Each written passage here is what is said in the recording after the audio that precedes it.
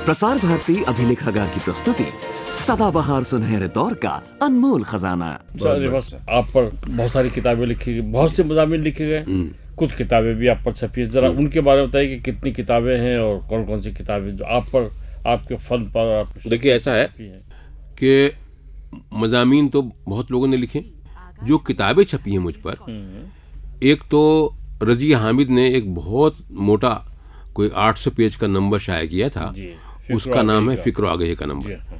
तो उसमें तकरीबन 65 फनकारों ने नए मज़ामीन लिखे थे, पुराने नहीं थे, नए मज़ामीन लिखे थे, जिसमें आप भी शामिल हैं और मेरे और भी दोस्त शामिल हैं।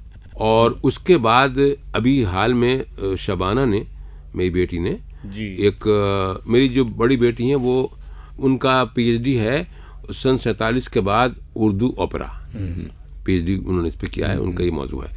तो जनाब उन्होंने किताब की है नज़र रिफ़त सरोश, अभी कुछ अर्सा पहले उसका इजरा भी हुआ था।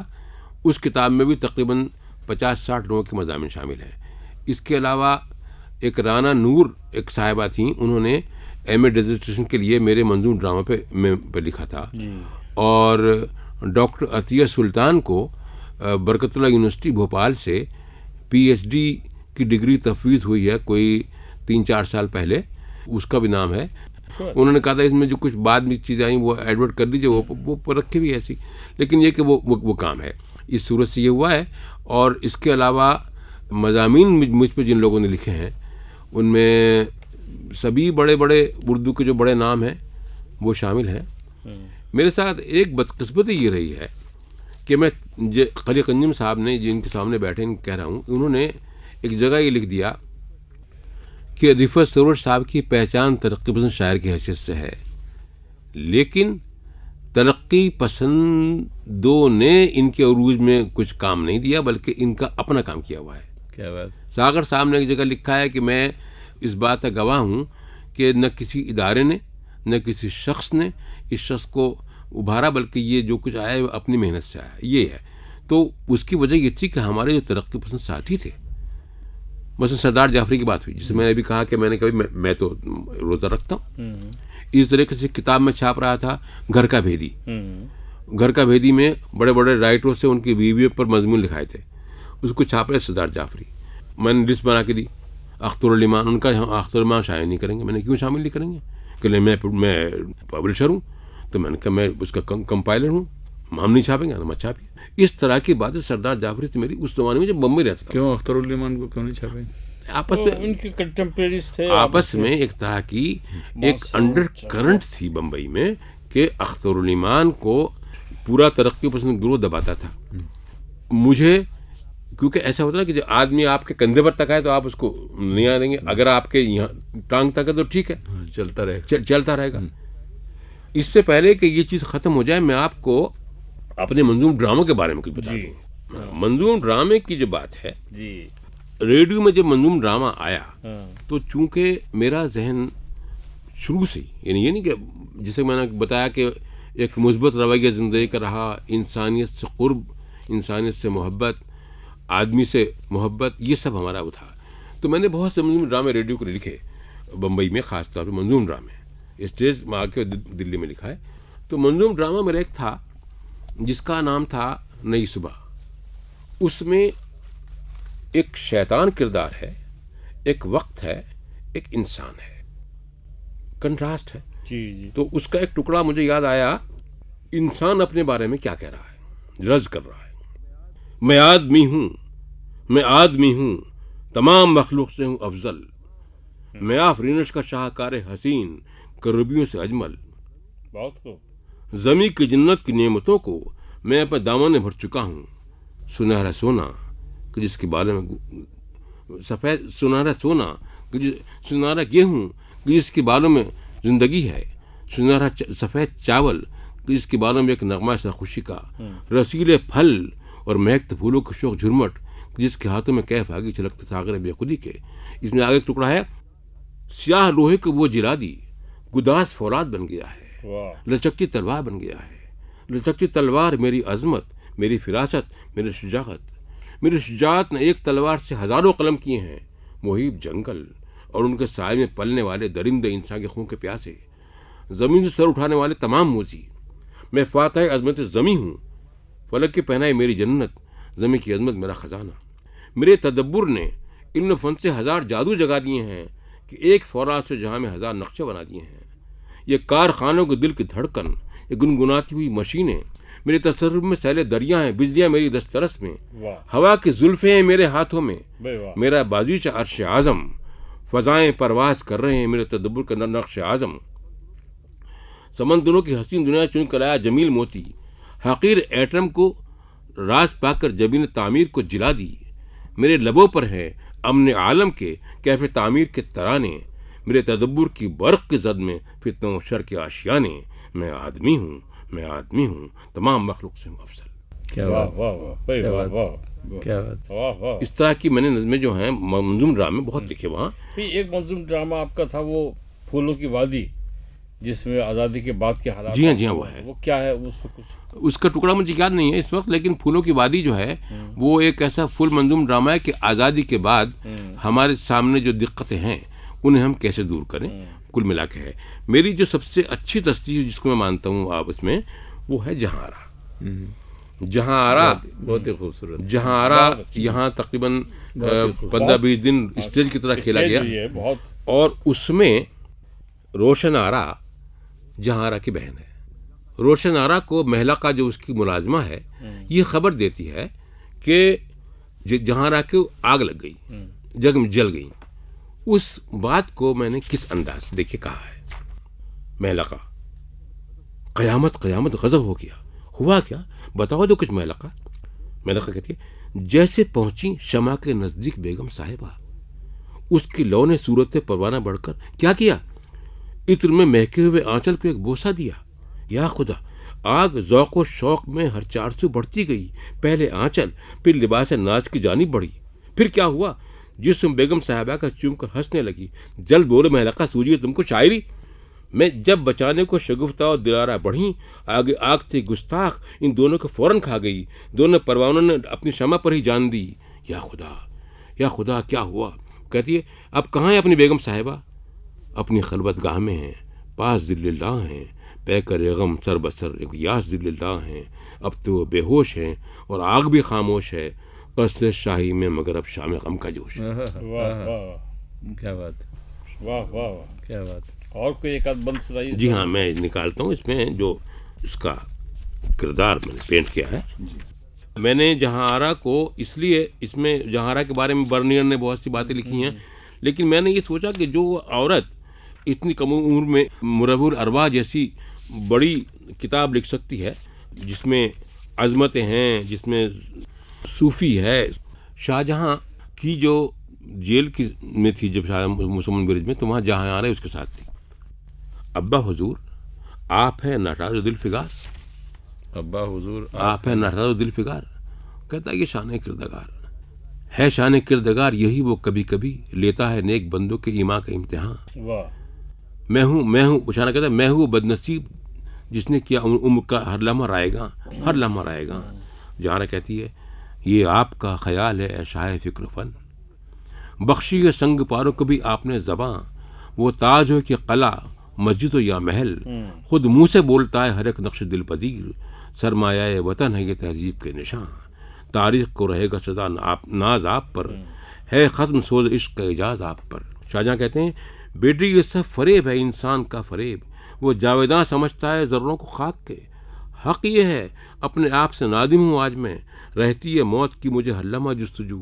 अब कोई आरजू नहीं जुज़ मर्गे नागहां, अल्लाह रखे आपको हम सबके दरमियाँ। वो कहता है, एक ज़िंदा लाश क्यों रहे तुम सबके दरमियाँ, अब मौत की दुआ करो इस बदनसीब को, पहलू में अर्जुमंद के सोना हो मुझको न। शाहजहाँ कहता है कि ये जो कुछ जवाहरात सोना ये मैं तुम्हें दे रहा हूँ। यानी कहती है, शाहान मुगलिया को रहा जिन पर फ़ख्र नाज, है उन जवाहरात का वारिस भी अब वही, हिस्से में जिसका आया है तैमूर तख्त व ताज। शाह कहते, क्या कह रही है बेटी, ये तूफ़ानी कबूल। अब ये क्या कहती है, अब्बा हुजूर दिल में कभी वलवले भी थे, अब मैं हूँ एक फ़कीर, इनायत पे तकिया है।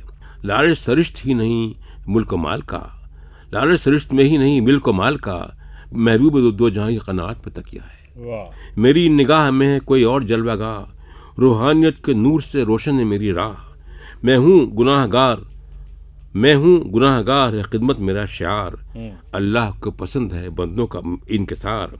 हूँ बदनसीब माँ के मैं खिदमत न कर सकी, होती हूँ करके आपकी खिदमत में सुरखरू। औरंगजेब ने किया जो कुछ वो जुल्म है, लेकिन ख़ानदान की अब इससे आबरू। मैं चाहती हूँ उसको एहसास नेकोबद, कौमों वतन की खिदमत अब उसका शियार हो। खौफ खुदा भी दिल में रहे उसके बरमला, होकर वो बादशाह इबादत गुजार हो। शाहजहाँ कहता है वो बादशाह वक्त है, नशे में चूर है।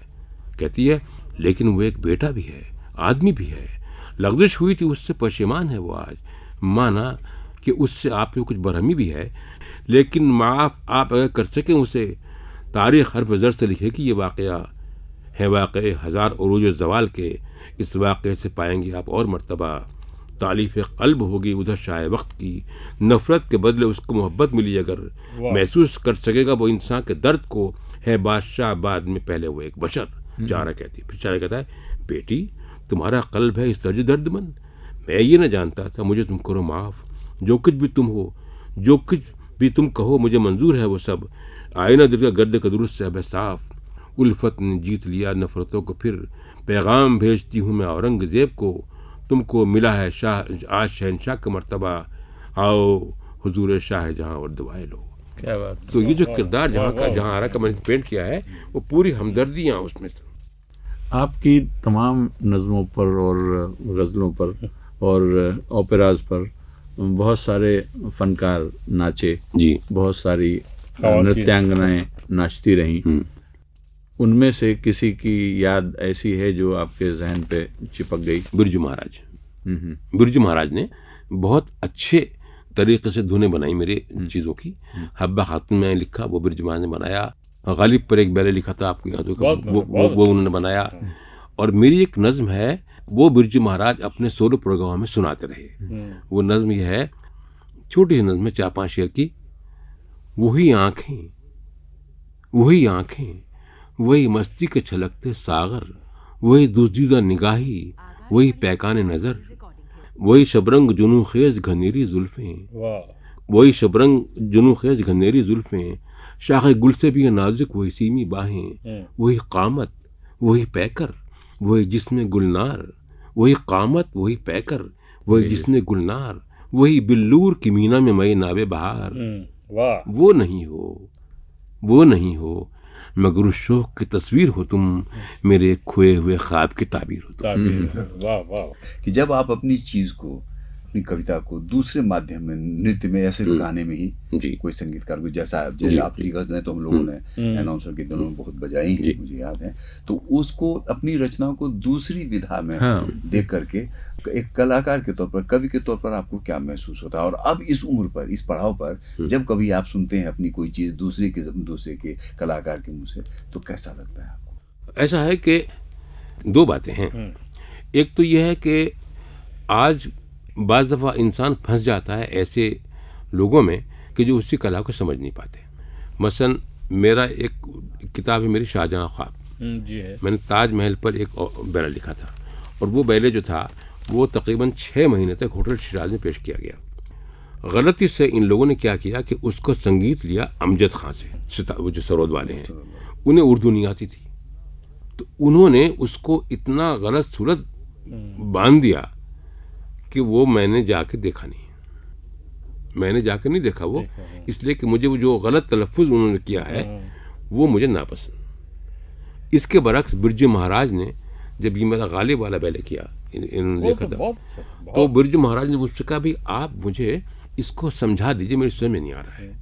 मैंने बिरजू महाराज को एक एक गालिब का लफ्ज़, एक एक अपना बयान सुनाया, और तब उन्होंने जो उसको किया है लुत्फ़ आ गया।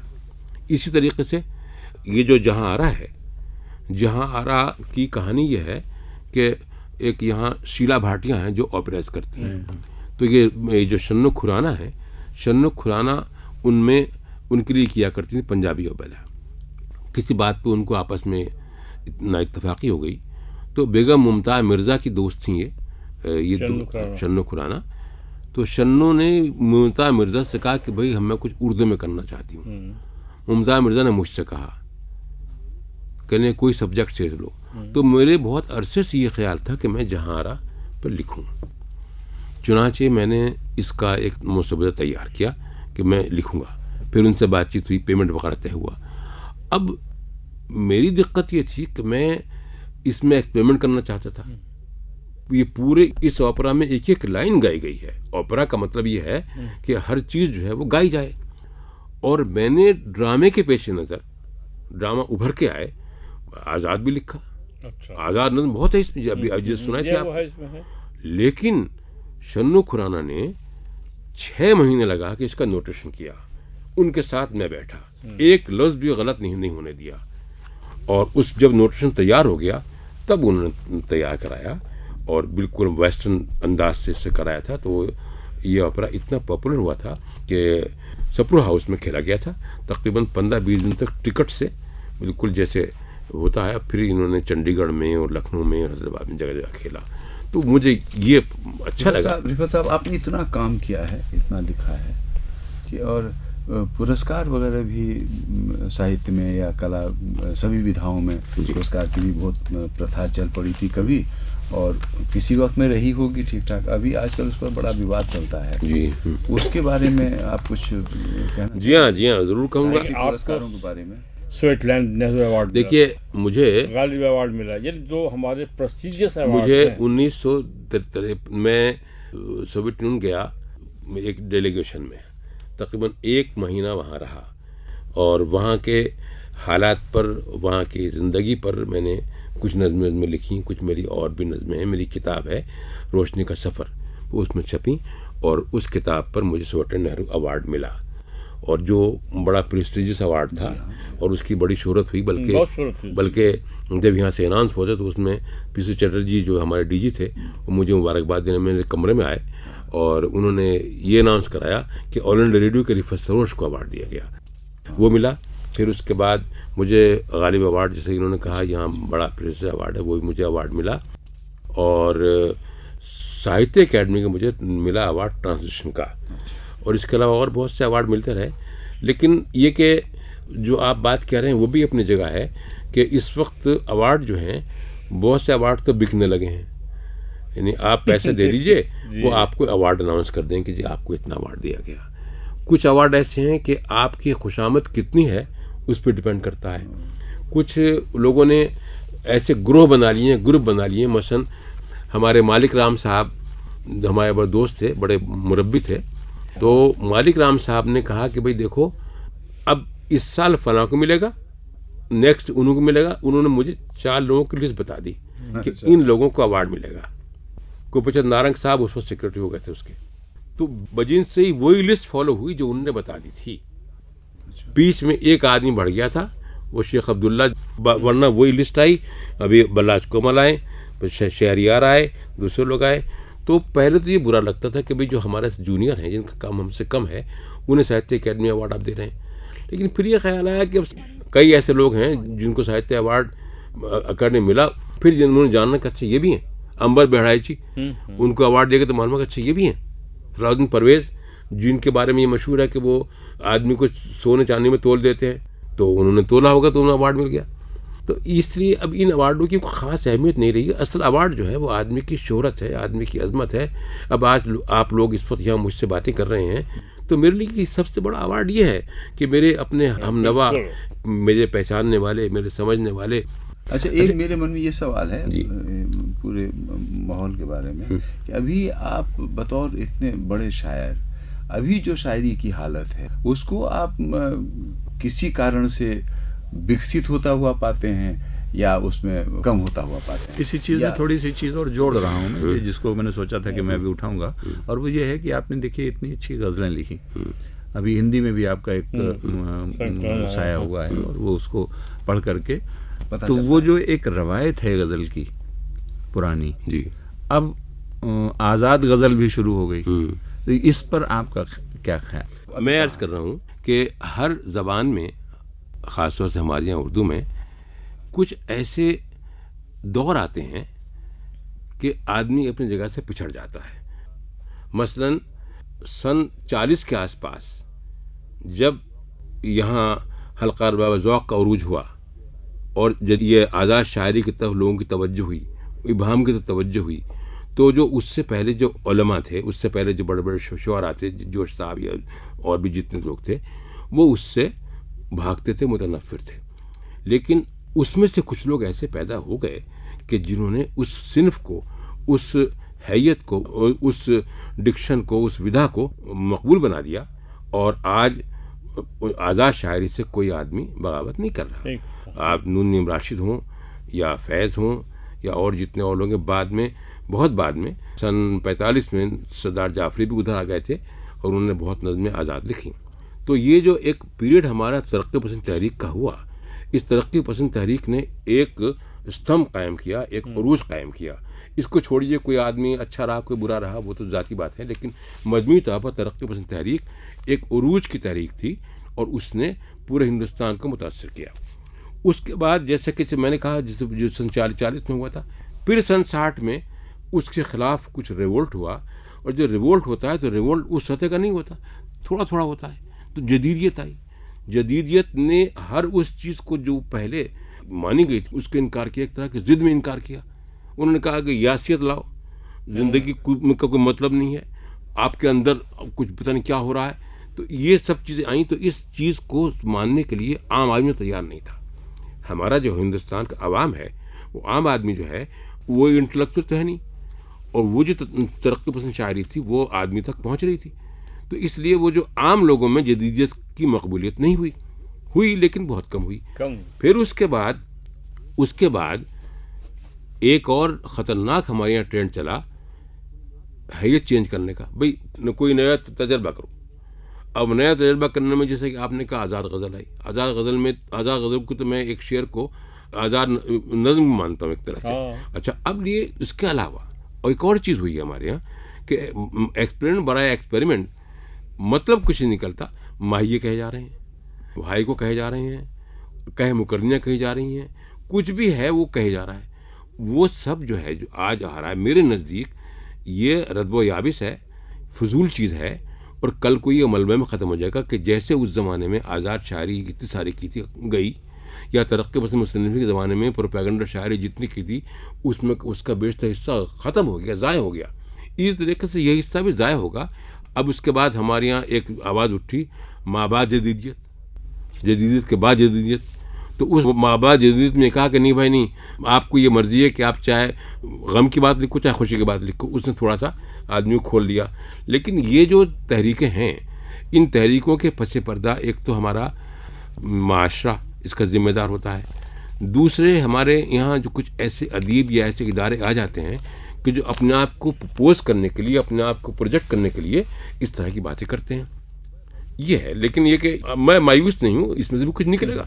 देखिए, अब ज़िंदगी के जिस जगह, जिस मकाम पर आप हैं, इतना सब कुछ कर लिया आपने, मतलब शायरी में और नस्र में जितना जो कुछ लिखा, कोई ऐसी चीज़ जहन में है कि ये चीज़ तो लिखे बगैर जाऊंगा और नहीं? कुछ करना है भाई, मुस्तकबिल जो है वो बतन मुस्तकबिल में है, वक्त के गोद में है। पता नहीं कौन जाने कि किस वक्त क्या परिस्थिति हो, किस वक्त क्या कुछ लिखा जाए।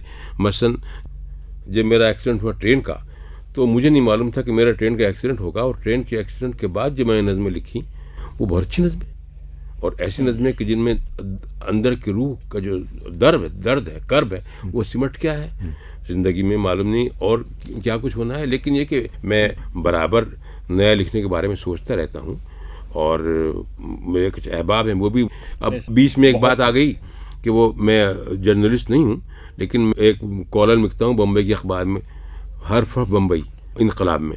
अब बम्बई के लोग जो हैं उसको इतना पसंद कर रहे हैं, मेरे पास बराबर ख़त आ रहे हैं, उसके 2-3 साल से लिख रहा हूँ उसको। अभी मेरे दोस्त असलम परवेज़ ने मुझसे कहा, भाई आप यादों का झरोका नाम से कुछ लिखिए। अब मैंने 2 स्क्रिप्ट उनको लिख के दी, उनको बड़े पसंद है। लेकिन ये कि कहाँ क्या लिखेगा इंसान, पता नहीं होता है। लेकिन इसी के साथ साथ ये भी कि ज़िंदगी से कुछ शिकायतें रह गई। ऐसे बड़ी शिकायतें मुझे नहीं है ज़िंदगी से नहीं है शिकायतें। शिकायतें जो हैं वो तो रहती हैं। मसलन ये कि भाई आप इस कुतुब मीनार पर चढ़ गए तो आप उससे ऊपर क्यों नहीं गए, ये अलग चीज़ है। लेकिन कोई शिकायतें नहीं। मैं अच्छे बच्चों के बाप हूँ, अच्छा घर है, जिंदगी से शिकायत तो मुझे लगता है कि कभी की एक आम बात है, वो अलग से ये नहीं है। मेरी मुराद है कि आप ये हमें बताएं कि जितना आपने समाज को दिया, जो आप समझ रहे हैं, जो आप जिसके बगैर आप रह नहीं सकते थे, देने के तौर पर नहीं दिया, आप वैसे वो किए बगैर रह नहीं सकते, तो आपने वो किया, लेकिन उसके बदले में कोई ना कोई अपेक्षा रचनाकार की होती है। इस पड़ाव पर आपको कोई अफसोस है कि आपको वह मिलना था जो नहीं मिला? मजमूई तौर पर अब गालिब ने कहा कि वो हजारों ख्वाहिशें ऐसी कि ख्वाहिश में दम निकले। मैंने जहाँ से ज़िंदगी शुरू की थी, जैसे कि जिक्र आपने किया, और जहाँ तक मैं आया हूँ, इसमें बहुत से ऐसे पड़ाव आए हैं। मसलन मैं अपनी ज़ात से बहुत ज़्यादा लिबरल और तरक्की पसंद आदमी हूँ, लेकिन समाजी बंधन बहुत से होते हैं, बहुत सी चीज़ें होती हैं। मैं बहुत से ऐसी चीज़ें जो मैं खुद करना चाहता था वो मैं नहीं कर सका। वो क्या चीज़? मतलब ये है कि जैसे मेरे बच्चे हैं, उन बच्चों को मैं वो ज़िंदगी नहीं दे सका जो मैं देना चाहता था।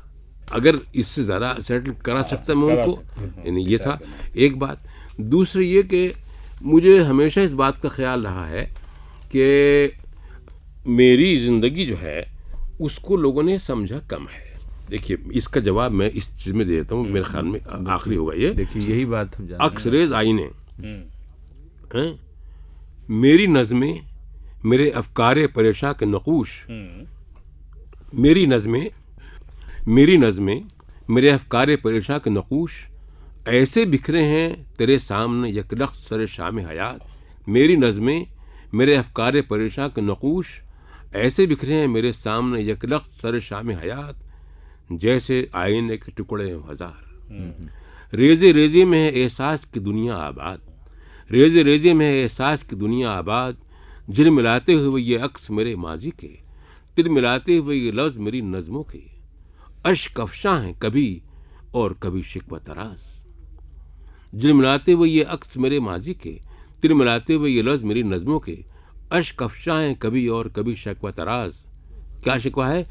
क्यों हमें लाए तुम इस सहरा में, क्यों हमें लाए तुम इस सहरा में, कि जहाँ कुछ भी नहीं तुंद बगुलों के सिवा। क्यों हमें लाए तुम इस सहरा में, कि जहाँ कुछ भी नहीं तुंद बगुलों के सिवा। क्यों हमें बोया है उस खेत में जिसकी मट्टी फिक्र एहसास के बीजों के लिए है बंजर, जिसको तलखाबाए बेगानगी ने सींचा है, जिसमें खुद गर्जी के कांटों के सिवा, जिसमें खुद गर्जी के कांटों के सिवा इज्जत नफ्स की कोपल भी नहीं उग सकती। अंजुम साहब और कन्हैयालाल नंदन जी, मुझे लग रहा है कि हम लोग शायद उस जगह पहुंच गए हैं कि ये रिकॉर्डिंग हमारी सचमुच की कालपात या धरोहर की रिकॉर्डिंग हो चुकी है। वाकई बहुत बहुत शुक्रिया। शुक्रिया, धन्यवाद भाईजान, धन्यवाद।